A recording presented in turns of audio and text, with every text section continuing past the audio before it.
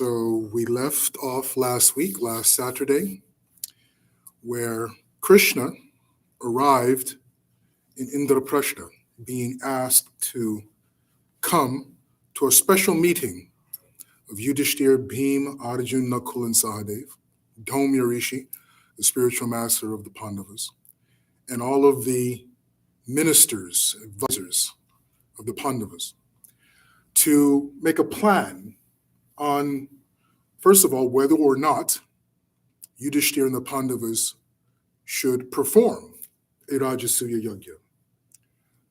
Because such a Rajasuya Yajna involves an enormous expense. But on top of that, and even more significantly, performing the Rajasuya Yajna involves essentially declaring war on the kings of all the land, of all of Bharat.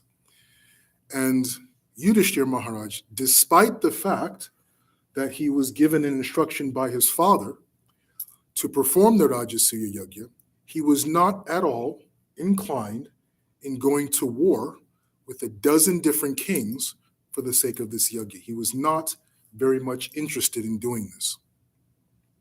So Krishna came, and Yudhisthira Maharaj put the question to Krishna: should I engage, should I perform this Rajasuya Yajna? And Krishna began to describe the pros and cons. First of all, Krishna said, your father asked you to do it. The message sent by Narad Muni from your father was to perform the Rajasuya Yajna so that he can be elevated from Pitriloka to Swarga. That's the first thing. You have an instruction from your father. Secondly, you have the Yadu dynasty on your side. We will always be with you. The Yadavas will always support you. You also have the powerful Panchalas. You've married into the family of the Panchalas, right? Draupadi was Panchali. So Krishna says you have, even though you are a young kingdom, you have allies. But even so, this is still not going to be a very, very easy undertaking. And Yudhisthira was curious to know why. What do you think, my dear Krishna, is going to be the most difficult aspect of performing a Rajasuya Yajna? And Krishna said there's one character, his name is Jarasandha. Krishna says, telling Yudhisthira and the Pandavas and all of the entire court of Indraprastha, Krishna says, the Yadavas, we've gone to war with Jarasandha 18 times. We happened to defeat him, but we could not annihilate him. He has always gone back, regrouped his forces, got more allies, and launched another attack again, finally until it came to the point where we had to leave Mathura and go to Dwaraka to make the logistics of declaring war on us absolutely impossible to overcome. But Jarasandha is the most powerful king of all of Bharat at this point in time. No one can stand up to the might of Jarasandha and his armies. In fact, Jarasandha, Krishna says, has captured 86 kings from around Bharat. He has attacked their kingdoms, taking these kings prisoner back to his own kingdom of Magadha. He is planning on taking these kings, decapitating them, and offering as a sacrifice to Lord Shiva or Goddess Kali. This is what Jarasandha is planning on doing. He has 86 kings. He wants to get up to 100. He has 14 left to go. So my dear Yudhisthira, if you can defeat Jarasandha and liberate these 86 kings, you will, without doubt, be the de facto emperor of the world. These 86 kings will be so grateful they will essentially be your vassals, your allies. You give them back their kingdoms, you liberate them from such a horrible fate of being decapitated and offered in sacrifice by Jarasandha. You will receive extraordinarily amount of influence within the world. So what is most important, Krishna says, is not going to war with a whole bunch of lesser kings. Krishna says the key is Jarasandha. If we can defeat Jarasandha, all other kings of Bharat will fall into place. It'll be the easiest thing in the world to confront other kings, and if they choose to go to war, to then consequently subjugate them. But just by defeating Jarasandha alone, you will be the reigning world champion, right?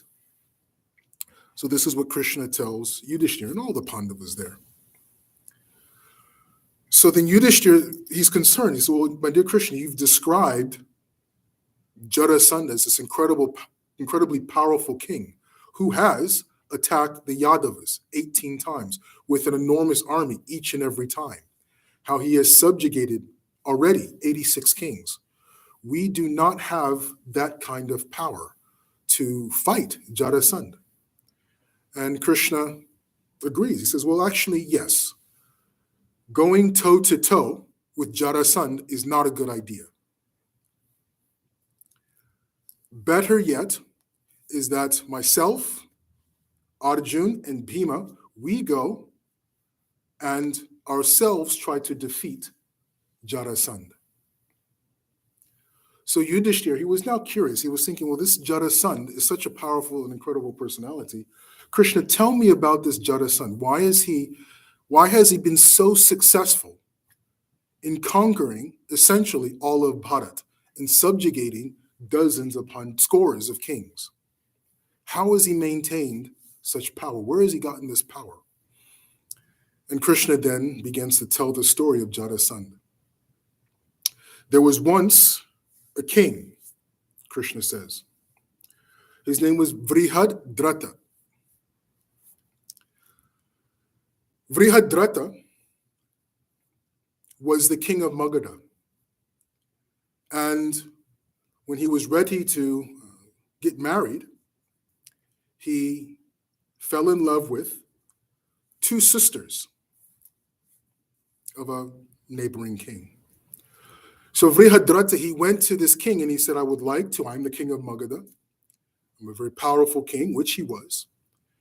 He says, I would like to, if you are agreeable, if your daughters are agreeable, I would like to marry your daughters. So the king, he turned to Vrihadratha and he said, I have no problem. If my daughters want to marry you, you want to marry my daughters. However, I have seen this story before, right?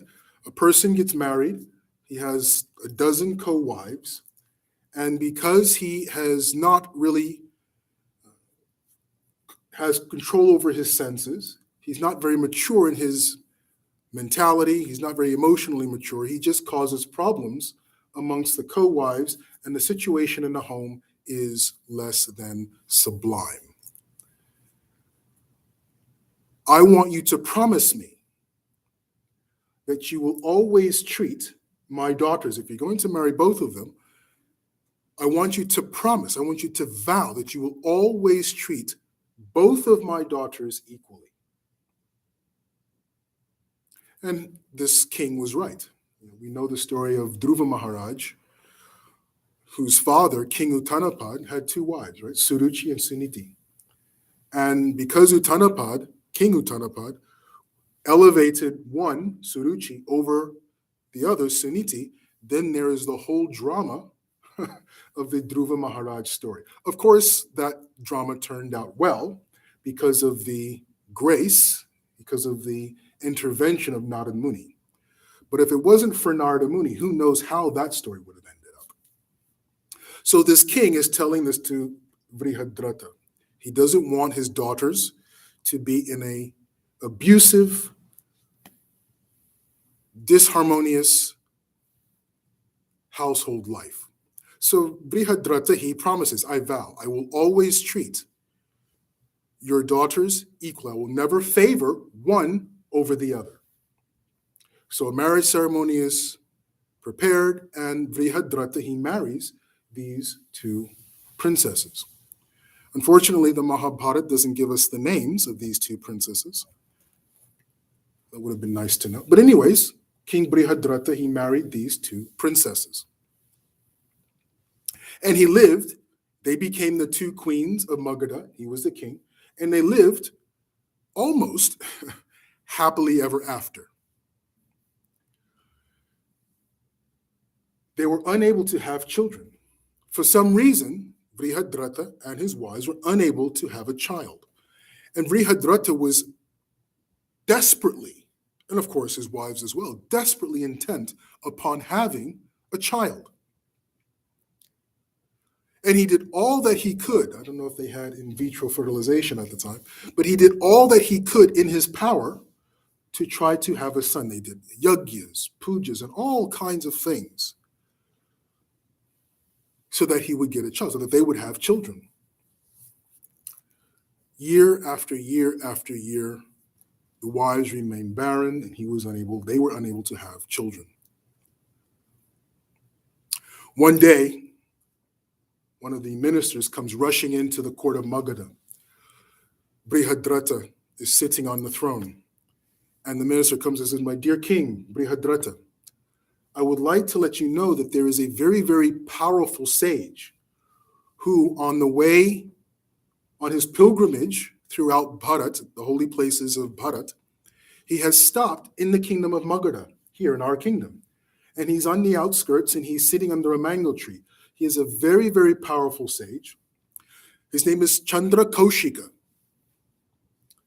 So the minister begins to describe this Chandra Kaushika, how this Chandra Kaushika is a disciple of the great sages, has learned all the Vedic mantras, all the Vedic teachings, has done wonderful penances and austerities, and has immense mystic power.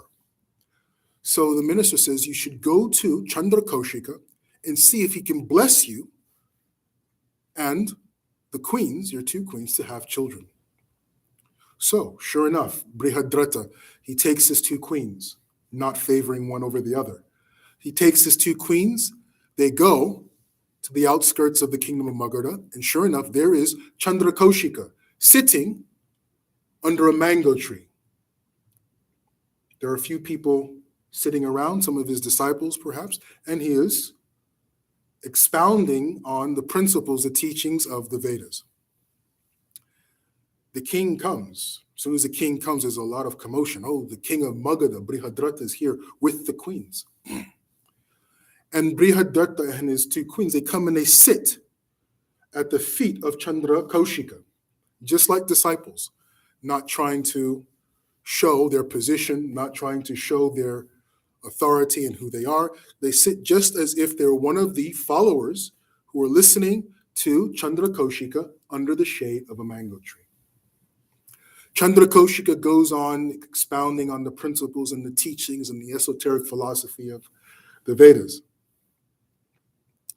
At the end of which, Chandra Kaushika then turns to the king. He says, my dear king, I understand I see you are the king of Magadha, Brihadrata, with your two queens. Is there anything I can do for you? And King Brihadrata, he said, yes, everything you have described, all the teachings you have given on the Vedas is all very wonderful, but I just have this one desire, burning desire within my heart. And no matter how much of the teachings of the Vedas I hear, this desire is not being purified. Chandra Kaushika says, well, what is it? Brihadrata, he says, my wives and I, the queens and I, we do not have children. We have been trying to have children for years. We have performed every type of yajna, every type of puja, every type of ritual that we could possibly do to have children. we have not been blessed with a child. Chandrakoshika was impressed with the nature of the king, and particularly the humility of Brihadratha. He did not come into the assembly, interrupt it, and try to show that he's the king. I should be given preference because I need to talk to the sage. No, him and his wives humbly sat, patiently listened, and shared their desire, their request, when they were asked about it. So Chandrakoshika was impressed with the fact that such a powerful Kshatriya king has some level of etiquette, maturity, and is not a narcissistic, raving lunatic. So Chandrakoshika was impressed with this. He took a mango from the tree and he chanted some mantras into this mango.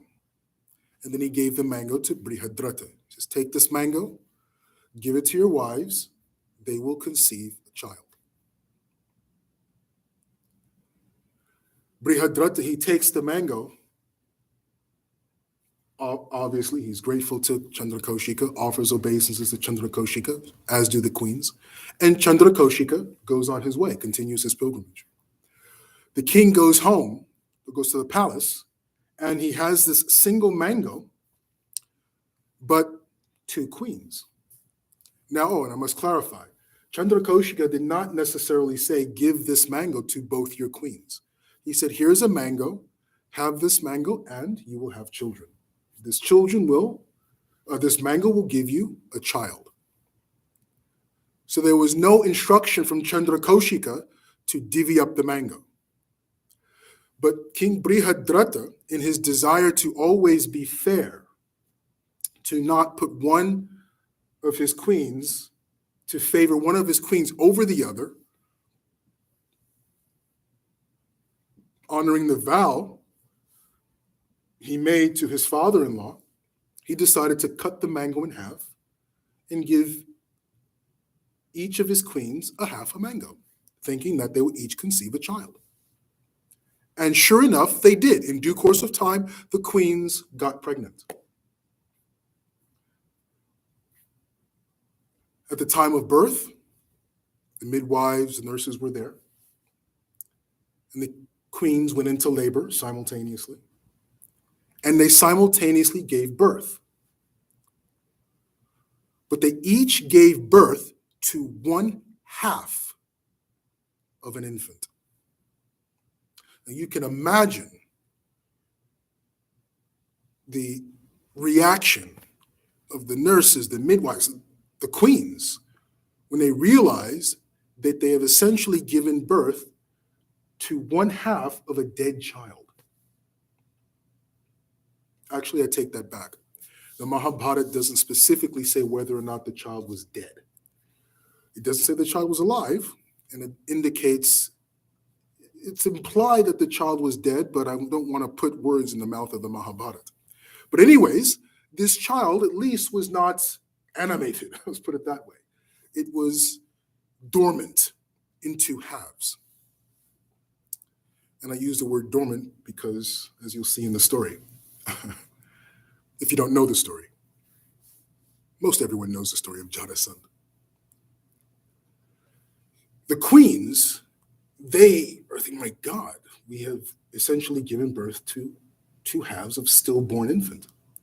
So the nurses, they gathered up these 2 halves and they went to the forest and they discarded the 2 halves of this child. And completely distraught, the 2 queens, the King Brihadratha, the father, he found out. He came, he was trying to console the 2 queens. He was inconsolable because he realized what he had done. He cut the mango in half, and 2 halves of an infant were produced. So he was feeling an incredible amount of guilt for doing it. The queens were feeling guilty because he cut the mango in half so that each of them. So it was just a complete mess in the palace. Inconsolable. So throughout the day, they're dealing with this distress.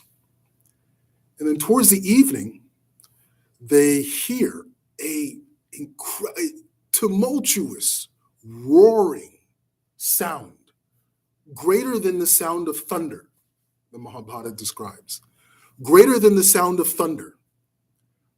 And immediately King Vrihadrata, he, as a king, he's trying to figure out, what is this? Is it the onslaught of some kind of natural disaster? Is it the eruption of a volcano? Is it the neighboring king whose army is thundering towards his kingdom of Magadha? What is this incredibly loud, roaring type, thunderous sound coming from?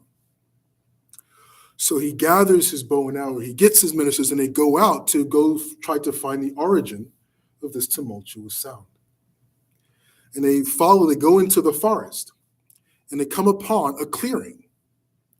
And in this clearing, they see a beautiful woman. She's seated, and she's nursing, or at least holding, a child.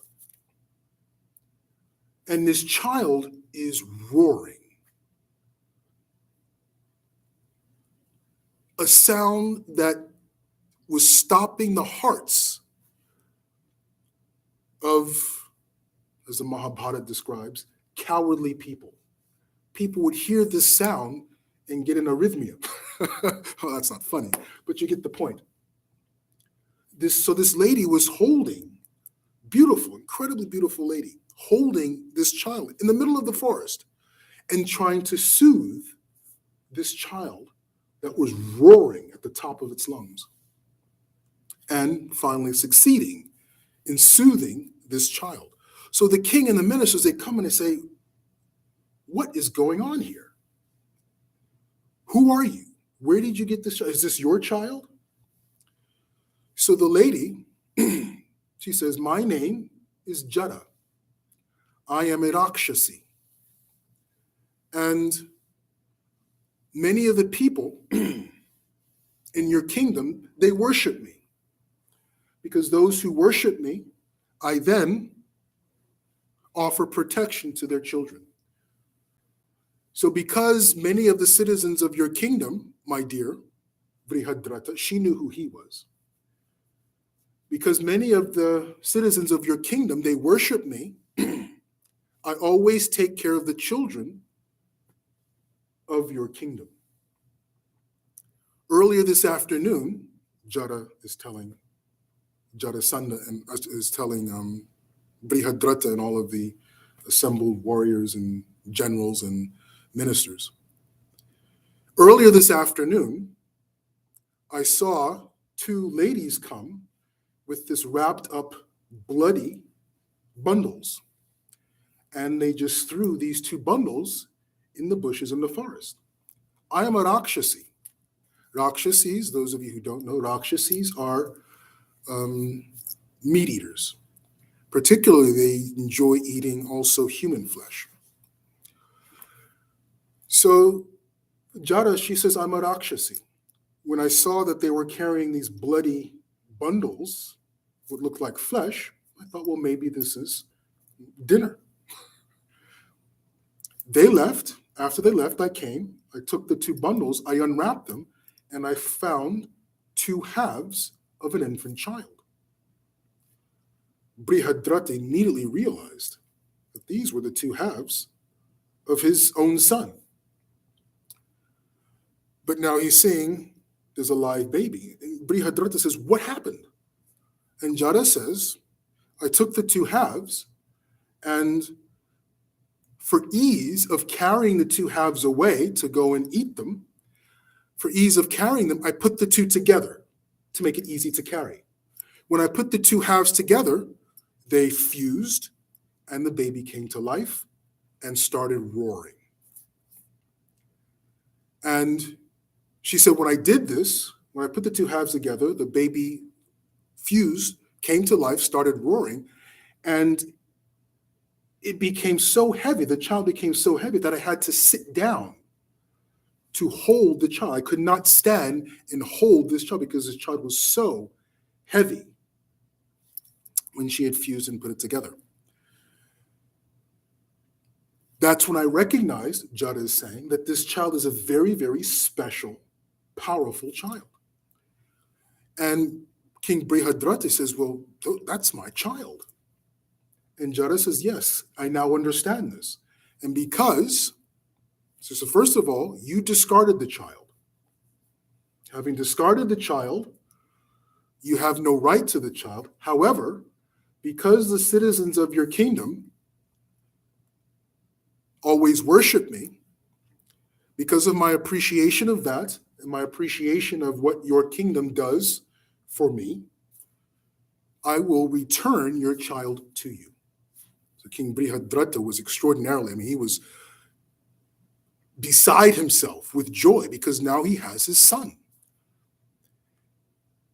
In return, Brihadrata says, because you're right, I discarded the two halves of my child, and you put the two halves together and essentially gave my child life. Even though I will raise the child as my own, this child will become the future king of Magadha. I want to name this child after you. I want to name this child. This child should be known as the son of Jada. So I therefore named this child Jarasandha. Sandha means to come together, to be brought together. So one who was brought together by Jada. So Brihadrata says, naming after, because of you, I want to name my son. My son will always be known as your son, because in truth, having given up my child, I have no right. I want my child to always be known as your child, and I thank you for granting me the responsibility and the joy of raising my son, my biological son, as the king of Magadha. So Brihadrata took the child back to, and the queens were overjoyed to recognize that now they have their son. Jarasandha grew up to be an extraordinarily powerful king, extraordinarily powerful. When he came of age, King Brihadrata installed Jarasandha on the throne of Magadha. And he and his wives, his two wives, they went to the forest, took Vanaprastha. Jarasandha, now the king of Magadha, that's when he began this campaign to offer 100 kings in sacrifice to Lord Shiva. I don't remember if it was Lord Shiva or Kali, one of the two. Offer the sacrifice, some kind of yajna of 100 kings. So he built up this massive, he was a superpower. Jarasandha was the world's only superpower. He was a hyperpower of his time. And he would attack these lesser kingdoms, capture the king, subjugate the kingdom, imprison these kings, take them back to Magadha, and he was trying to get up to 86 of these kings. Then, of course, we know from Krishna book, Jarasandha's daughters, I believe, married Kamsa. When Krishna killed Kamsa, Jarasandha's daughters are widows. So Jarasandha turned his animosity towards the Yadavas and tried to subjugate the Yadavas 18 times. Failed. And finally, Krishna had to move the Yadavas from Mathura all the way to Dwaraka to get away from this raving lunatic. That is Jarasandha. So Krishna tells this story to Yudhisthira. And he says, Jarasandha is the world's only superpower. To go toe-to-toe in open warfare with Jarasandha is not a good idea. Even the Yadavas no longer, we defeated him 18 times, but we can no longer continue. We can't even do this anymore. It's not advisable to go toe-to-toe in open battle with the armies of Jarasandha. So the best thing that we can do, Krishna says, is hand-to-hand, one-on-one combat. Myself, Arjuna, and Bhima will go to Magadha and we will challenge Jarasandha to one-on-one combat. And Yudhisthira it's uncommon for such a type of encounter between Kshatriyas. Generally on the field of battle, it's a whole thing. And so Yudhisthira was slightly doubtful. He said, Dear Krishna, are you sure this is the best way to do? What if you describe Jarasandha as this incredibly powerful person. Are you going to fight him? And Krishna says, no, Jarasandha doesn't like me. Jarasandha, considers me a coward. We know the story from Krishna book, right? Krishna Ranchor. Ranchor means coward, or he ran away from the battlefield. In the final battle between Jarasandha and the Yadu dynasty, the 18th time, Krishna and Balaram, they ran away. Enough was enough with dealing with this idiot, and they ran away from the battle. Then the story of Muchakunda and so on. So Krishna says, Jarasandha considers me a weakling and a coward. It is beneath his prestige to fight with a coward.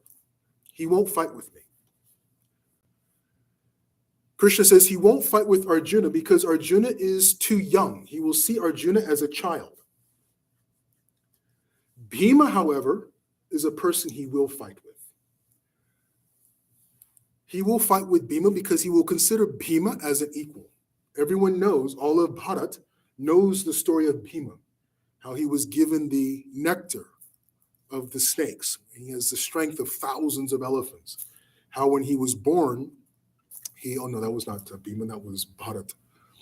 But how he was just extraordinarily powerful, the son of Vayu. So Krishna says, Jarasandha will make the mistake, because he's so proud, because he was so arrogant, he'll make the mistake of choosing to fight with Bhima, and Bhima will do the needful. So Yudhisthira, being instructed by Krishna letting him know, this is the plan, this is the strategy we're going to take up. Yudhisthira Maharaj, he says, well, Krishna, if this is the plan, if you think this is the way to do it, then so be it. So Krishna, Arjuna, what time is it? Krishna, Arjuna, and Bhima, they dressed up as Snataka Brahmanas, a particular type of Brahmana. And they went, dressed as Brahmanas, to the kingdom of Magadha, Jarasandha, to challenge him to one-on-one combat. And we'll continue the story of Jarasandha next Saturday at 8 p.m. Hare Hare.